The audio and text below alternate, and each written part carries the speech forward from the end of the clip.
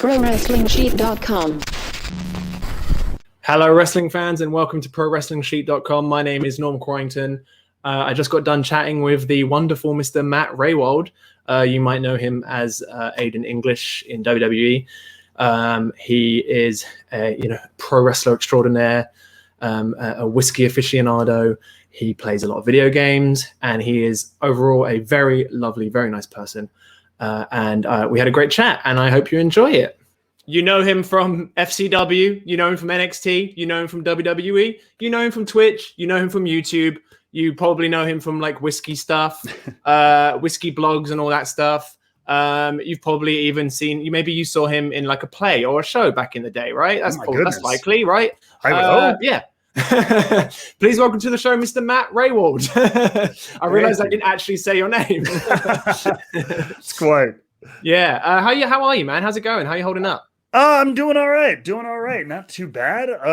Just still navigating the world in 2021. And as I like to say, we're not kicking the door in on 2021. We're kind of tiptoeing week by week and seeing how things go. But overall, not too bad. How have you been staying sane? Have you been like relaxing in your personal time? I mean, it's so relaxing. I mean, coming off of 8 years with WWE is not something that came natural. And so I don't like it. Like the first week is like, all right, I don't have to go anywhere. Like, I'm just going to embrace that. I can just literally not travel anywhere. But then after a few weeks, the guys who get injured and everything can tell you the same thing. You get that itch that I got to do something. Mm-hmm. And so all the multitude of things you mentioned in that excellent intro. I mean, honestly, that is a lot of what's kept me sane. I'm like, all right, well, that's not a thing right now. So I'm going to dive into X, Y, Z. And of course, all of it's here in the digital space for the most part, as we still remain distant and everything like that. But so kind of just diving headfirst into all of that really has kept me occupied and actually pretty passionate. Okay. Yeah. Cause I bet it's like, to go from a job where you are traveling basically constantly to then, because I always feel like a lot of times when wrestlers talk about how often they're on the road, I'm kind of like, it almost feels like a waste of rent. Does that make sense? I mean, there are stories. I wish I had a name, but I swear I've heard stories of guys like, there was some from FCW, like when they got called up to the main roster, they just gave up their lease, and then they would go on the road and then come home and they'd crash at this buddy's house for this weekend, do their laundry or whatever, go back on the road. And they just crash at friends' houses for like a year. Yeah. And so just bank the money and I agree. Especially if you're single and no pets, no spouse or anything like that, it almost seems worth it. Yeah, I bet. So basically one of the first things I wanted to ask you about, which I was thinking about earlier, this question just kind of popped into my head earlier. You were in FCW, right? When it was FCW, and then you were there for the transition to NXT. Yes. What was that like? Was that exciting, or did it just feel like business as usual? It's just a different name. Was there like a buzz around that when it happened? Yeah, no, I mean it was definitely. Stuff was going down, like kind of thing. Everyone. So what was funny though, because at the time the NXT brand, as we kind of knew it, was the sci-fi game show. Yeah, that kind of reality show thing, right? And aside from like the kind of some of the cool stuff they did with the original Nexus, it was kind of it seemed silly with the pros and the obstacle courses and stuff. So I remember when they first were like, "Hey, this is going to turn into NXT down here and everything." We're like, oh God, are we going to be doing like singing contests and obstacle courses? Okay. We're like, it's not going to be like the same thing, right? Like just here. But then Hunter would come down and kind of explain that we talked about the Performance Center. And that was when, because the branding changed from FCW to NXT in shortly after I got there. I got there in February of 2012. And I think by that summer, even in Tampa, we were starting to brand our Coco live events, those Florida live events, with NXT banners and our little trucks at NXT, but we weren't moved or anything to Orlando yet. So that happened quickly, but then it was the Performance Center starting to see the images of it, and then it was being built, and it was like, okay, it's really going down. This is going to be a total shift in how things do. And then after that, and between that and NXT TV at Full Sail, once that started going like full-time regular, it was like, okay, business is picked up way beyond the FCW local cable channel show that was on after the fishing hour on Sunday evenings at 10 p.m. or something like that. So yeah. So you were one of the first, would you say you were like one of the first wrestlers to train at the Performance Center when it opened? I mean, I was the first wave. Yeah, I was part of the first crop because, I mean, like I said, it was those people who were there into like 2012, 2013 at FCW in Tampa who were brought over in that first wave. So yeah, I mean, I remember even being one of the people I remember because they brought over like 8 or 9 people to like tour the incomplete building and then like come back and like do like social media interviews about like, tell us about what you saw at the soon to be and I had to like talk about the iPads on the walls or something. Oh, like wow. that. Oh, the fancy stuff. Yeah, like the tech stuff. And so yeah, I was very fortunate to be one of those initial kind of crop of people to see it. So do you think like, is that something that like sticks out in your brain as sort of like a pivotal moment, like a special time? Like, is that something you think you'll look back on and be like, oh, look, whatever happens, I was part of this? Because the Performance Center is such a sort of iconic place in wrestling right now. Do you feel like the importance of that, or is it to you? Is it just a place, just another place where you trained, stuff like that? I mean, like both. I mean, it became just kind of like that was home. That was home base. That was when I went after being there for a while. But to your first point, yes. I mean, there is something about all of that NXT transition that I looked at the time. We knew it was cool. Like we knew like there's something bubbling here from that 2013, 2014 to like that 2016, that initial like rise into all the takeovers and the road shows and being on the network and all that stuff. We knew something was cool going, but like now you could look back and you're like, holy, I don't know if I can curse on here, but like, holy crap. Oh, of course you can. Go for it, man. Yeah. Holy shit, dude.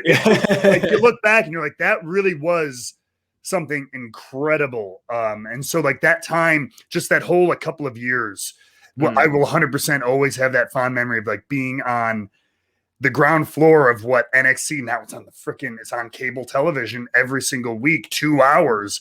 That was not something we ever thought of even a couple of years ago. And so what was it like when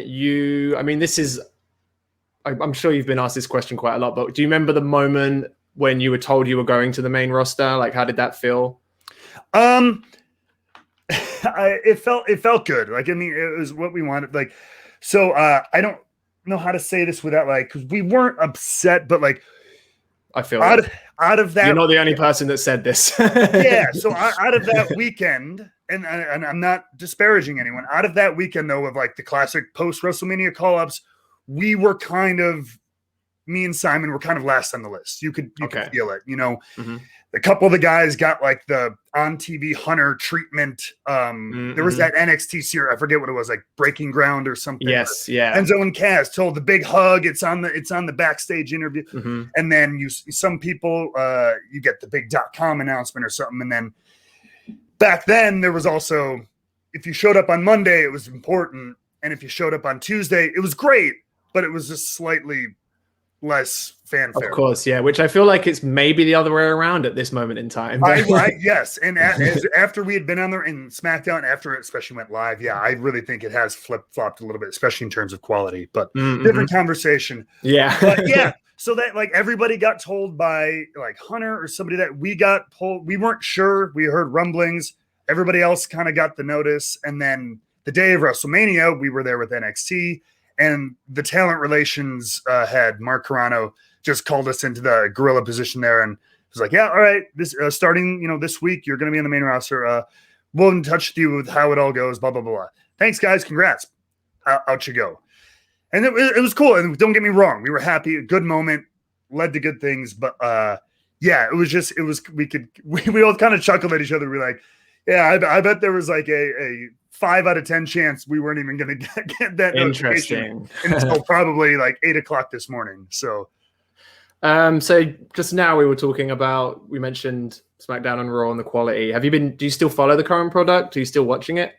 So like I tell people this because like honestly, I haven't had like cable television in my home in 2 or 3 years. Okay. So like I can't watch the shows as they're happening. Mm-hmm. But I do try to keep up with I try to keep up with my friends. I tell people like I'll flip through Twitter or something like when Raw is on to see like I want to see what Ali's a good friend of mine. I want to see what he's doing. Mm-hmm. If Chad Gable, a writing buddy of mine, if he's on SmackDown, I want to keep an eye, what he's doing. So if there's something cool, I'll go out of my way to like watch it back somewhere. Okay, cool. Have you been following AEW at all? Yeah, again, same kind of thing. Again, I can't watch TNT but I guess you could sometimes you can use the apps to stream it, but you still need a cable subscription. But exactly. Yeah, it's kind of. So, but same thing. Watch my friend, Sean Spears, FTR, Miro, of course. Mm-hmm. Catching up with those guys. Make sure I want to have a pulse. Like I may not be able to see every minute of wrestling, but I do definitely keep a pulse on especially my buddies, what they're doing. That's good.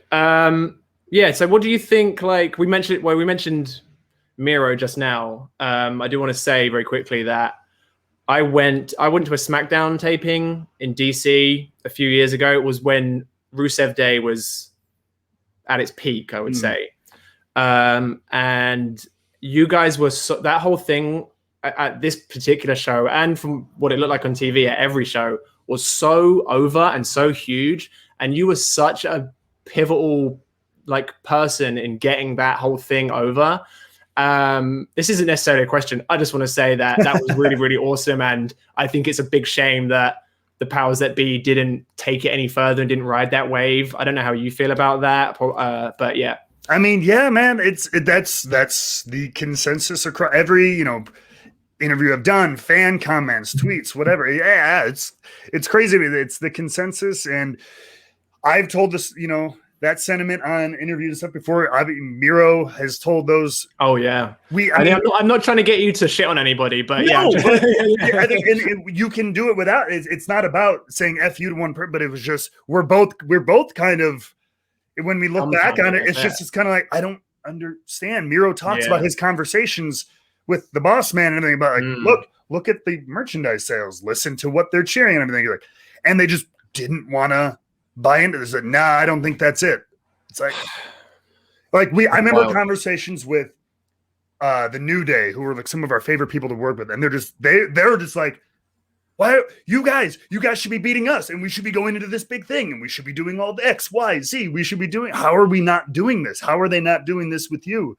And we're like, excellent question. And still dumbfounded by it, I bet. A little bit. What do you think? So if there was no, I know you've had a couple of independent matches, right? Since you left WWE. If we weren't in a pandemic right now, do you think you'd be wrestling more regularly, week in, week out, or are you still quite?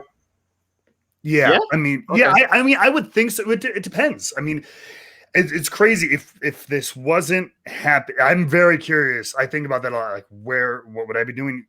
Even over these last 6-7 months, which is a short period of time, but given the global situation with the pandemic and everything, my entire life could be different.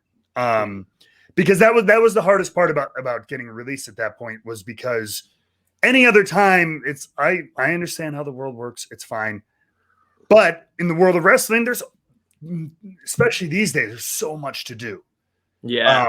But at that time, or at this time rather, you can't hit the ground running, so to speak, course, like you would in any other year. It's all right, hit the ground. There's this promotion, these dozens of indies, these conventions, all the Comic-Cons, all this stuff that has wrestling as a part of it are pretty regularly, especially all over the US, but all over the world as well. And I had a lot of people reach out and were like, yeah, we'll let you know when we were all thinking it would be done by midsummer, everyone, Yeah, I know. Those salad days when we were so optimistic. Oh yeah. So Yeah, so I mean that virtually wiped out the independent wrestling scene. So it was very few and far between, or a lot of like, yeah, like we'd love to have you. We'll see what happens if and when we can run events again. So, but then again, like it also like I said, I dove into all this kind of like content creation and then streaming and YouTube creation and stuff like that. So I don't know, maybe that would be less part of my life if I was wrestling more often. So I don't know. It's crazy how much things could be upside down if it were a normal year. And that's I guess that's another thing. Like at least there are things to fall back on, like Twitch and YouTube and all this other stuff. And you can keep busy even if you're not wrestling week in, week out, Yeah, and I mean that's the beauty of like I said, this kind of like digital world and everything that we're doing right now. There's so many avenues for entertainment and outlet and everything in between. And yeah, like you said, with regards to leaving WWE and how there's now way more options to wrestlers once they leave WWE than there was, 10, 15 years ago even. I do remember when Cody Rhodes left WWE and he did that. Remember when he posted that picture with the list of things to do? And that was kind of a crazy moment in like wrestling history, because when he did that, other guys had left WWE and done some of those things on that list. But by doing it in that way, I think it was sending a message. It almost was sending a message to everyone there. It's like, hey, you can leave, you can quit, you can be fired. There's other stuff for you to do, because the independent scene right now at that time was just hot as hell. And yeah, it does suck that, you and quite a few other people were laid off during a pandemic. Because like you said, you wanted to hit the ground running, and we wanted to see you hit the ground running. But I'm optimistic. Maybe by the end of the year, everything will have died down, and you can go.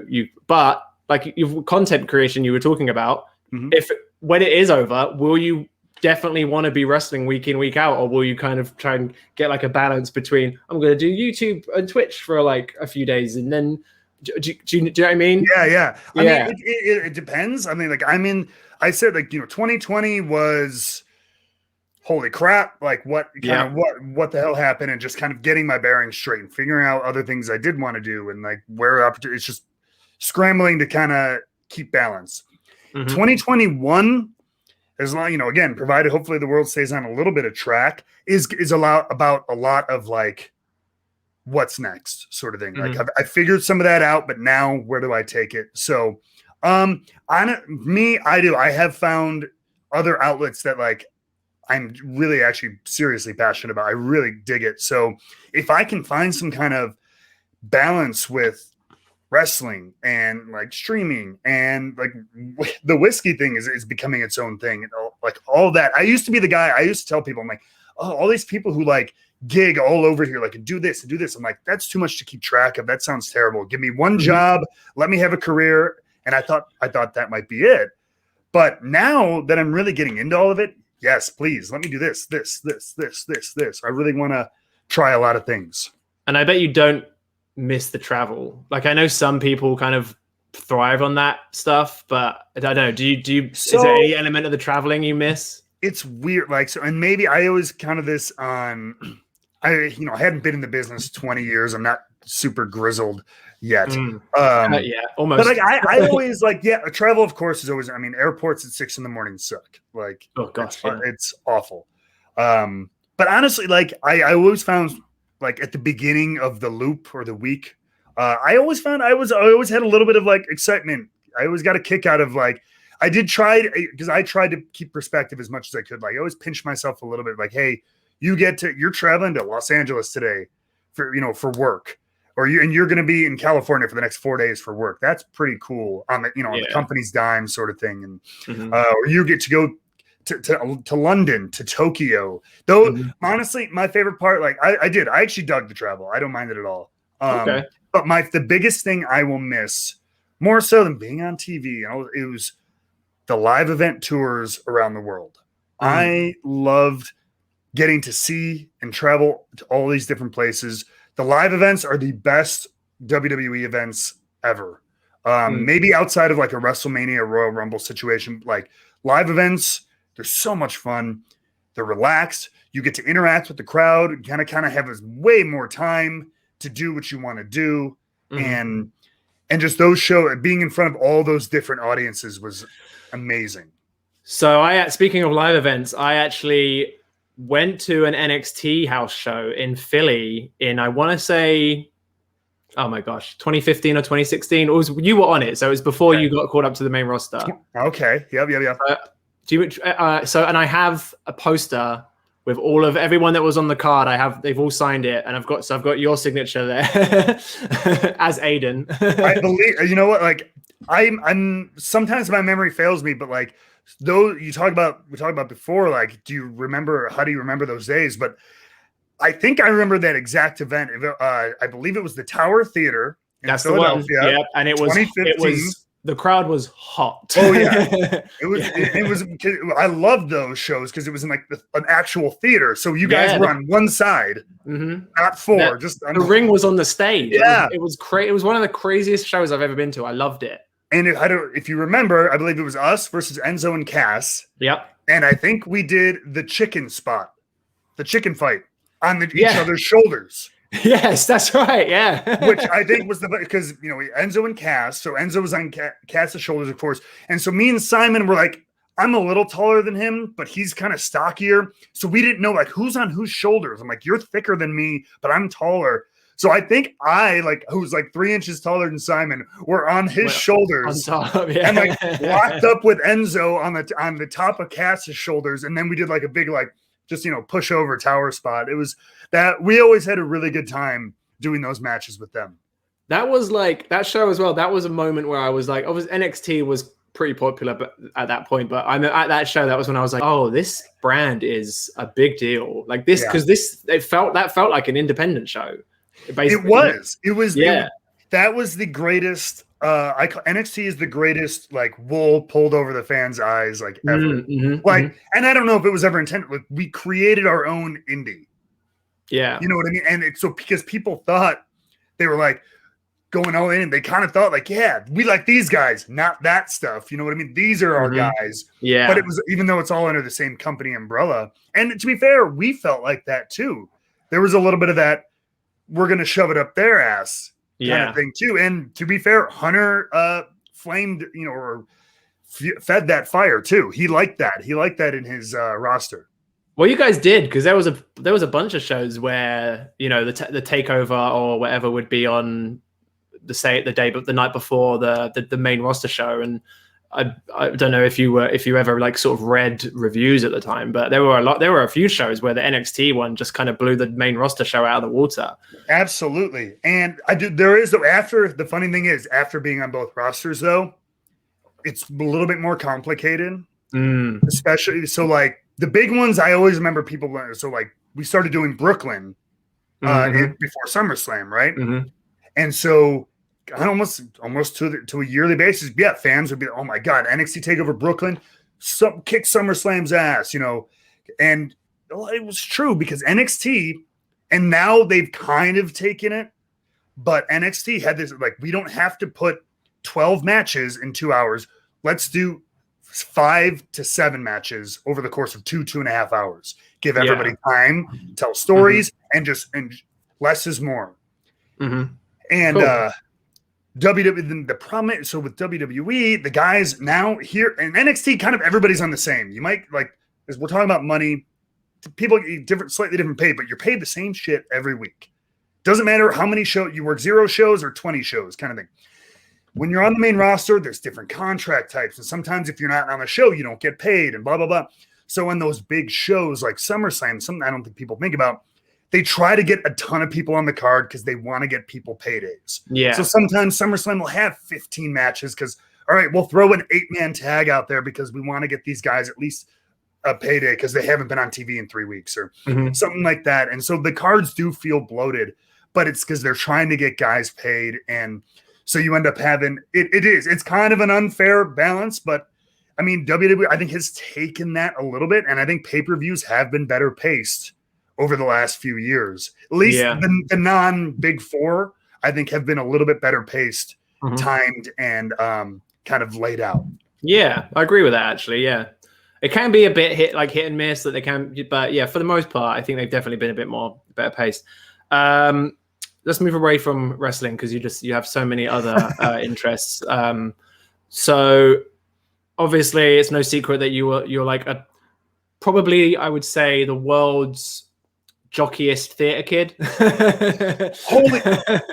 You're the first person besides me to say that. Oh, really? I used to say that because like when I went to theater school, I studied acting in college. Mm-hmm. But at that point, I knew I wanted to be a wrestler. So I was like working out, taking weight gainer shakes. And I wasn't like huge, but like I was going to school with like chain smoking, like skinny kids who like, theater dorks basically. Yeah. And like, and so I went from being kind of a weirdo dork at my high school to being like the biggest jock in my liberal arts college. That's so funny. And so my wife was a theater kid, and she's not like a wrestling fan. She sort of absorbs it just by being around me. Sure. But she always is talking about how it's kind of surprising that there isn't more overlap. And you're someone I think who really brought a lot of your theatrical talents to the wrestling world. And it is kind of weird how there isn't more like more theater kids that get into professional wrestling. And I think it might be happening more often now. I do feel like I hear about like I've had a couple people reach out to me who are like, hey, like I went to the same school you did. I'm doing that same program, like, and I want to be a wrestler. Do you have any advice? Actually, like Scarlett Bordeaux. Scarlett, I think she's just Scarlett now. But she came in like 2 years after me to the same school acting program. And like I remember I was like a TA for one of her stage combat classes. Oh wow, that's so cool. So do you have any desire to get back into acting like full time or semi full time? Is that something you'd like to pursue or? Yeah, so like it's actually I can tell you like a little funny story. So I've thought about that, and so like I'm probably like getting some new headshots, usual actor kind of stuff. And I had reached out to a few people like who I knew. Just talk about like, hey, how do you get an agent? Like, I'm a little removed. How do people get booked in this pandemic? Blah blah blah.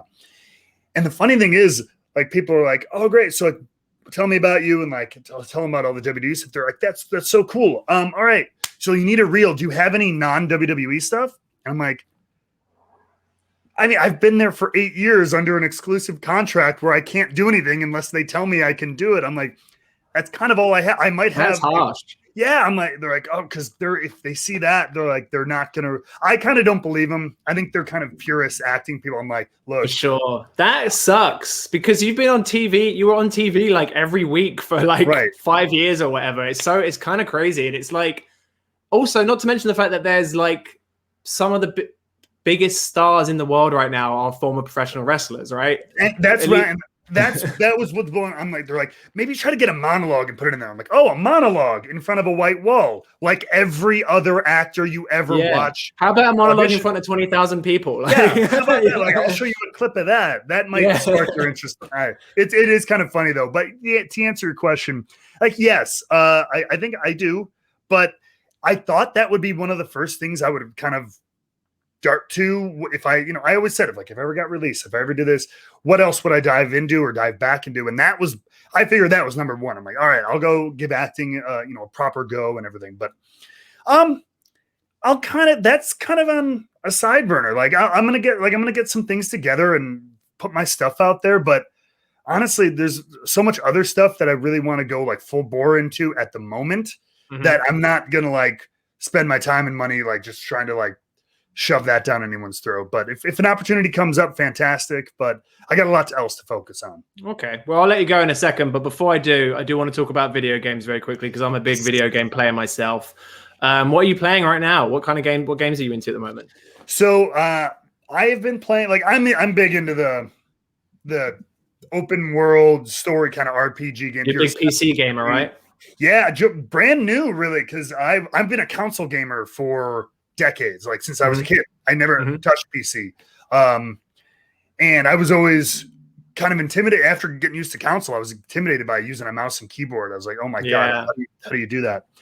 But so I've always been, your Red Dead Redemptions, Grand Theft Auto, stuff like that, big open world RPGs. But moving into the PC realm, I am liking like shooters more and more now because it's way better with a mouse than for sure. Yeah, first-person shooters with a mouse and keyboard. That's the best. Yeah. Yes. I remember I plugged my PlayStation controller into the PC because you can do that with some games just to see it, and I'm like, why is the cursor moving so slow? Oh yeah. And like versus the response time of the mouse, it was wild. But other than those games, like one game I really like right now is this game called Rogue Company. It's a new one. It's like a third-person 4v4 shooter.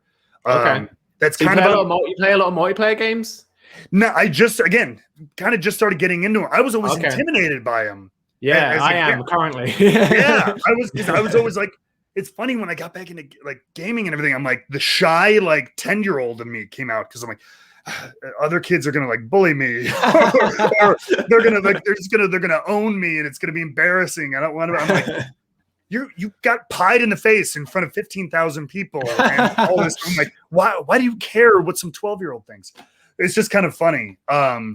But yeah, so I know exactly what you mean. No, I'm the same. Like I don't want to go and just get called names by some 12-year-old. Like I'm just too scared. Yeah. It's such a funny feeling, but I've been having a lot of fun with it. Yeah, cool. So I'm playing. Have you played the Hitman games? Any of the Hitman games? I used to play. I played them on like PlayStation and stuff like that, but not. I don't think I played like the last 2 new ones, and not this new one. I'm playing, so I'm working. The 3 just came out, but I'm working. I bought the first one ages ago because that originally came out. They released each level like a few months apart, right? It was which I kind of wish they would have stuck to that because with the second one they just released them all at once. But yeah, so I'm playing through them. Before I did buy 3, I have 3 here. I haven't started it yet, but it's kind of annoying because my PlayStation Network account is red. I live in LA. But my PSN account is still registered to the UK where I'm from. So if when I buy the discs at Best Buy, it will work on my PSN account, but I just can't get any of the DLC. Oh, yeah. So I have to kind of made like a zombie US account, and then I can download the DLC onto my console for some games, and that will work. But for Hitman, they do this thing where they put if you own Hitman 1 and 2, they'll put like all of the levels that you already own into the third game, but like up-resed for PS5. But I can't do that because and like if I wanted to, I could switch to that zombie US account. But I want all my trophies. I want all my friends to see my trophies. No kidding. So if anyone from IO Interactive over in Denmark is watching this, send me a download code for like the UK digital version of Hitman 1, 2, and 3, so I can sort that out, please. Thank you. I wanted to get that in there. But yeah, man, thanks for your time. I really appreciate it. No, absolutely. Thank you for having me on. Yeah, if you ever want to chat again in the future, let's check back in with each other this time next year and see what's going down, because I'm sure you'll be in a very different place professionally, and I'm looking forward to seeing it. Hopefully we're all in a different place, by this time. No, I'll still be stuck indoors. Touche. Well, that's fine, yeah. Yeah, anyway, thanks, man. I really appreciate it. Absolutely, thank you. Take care, man. See ya. ProWrestlingSheet.com